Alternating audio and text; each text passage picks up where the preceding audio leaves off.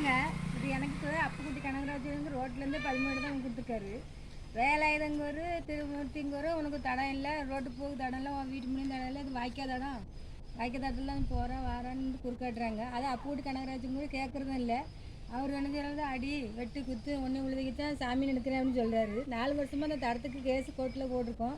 இந்த அம்மா வந்து என்னது வாய்தா போடுது, விசாரணை போடுது, யாரையும் கூப்பிட்டு விசாரிக்க, என்னையும் கூப்பிட்டு விசாரிக்கல, முன்னாடி குறுக்காட்டு விசாரிக்கிறது இல்லை. அப்புறம் இந்த அடுத்த மாதம் 6ஆம் தேதி சனிக்கிழமை வாய்தா போட்டிருக்கு. அது என்ன யாருமே கூப்பிட்டு இல்லை.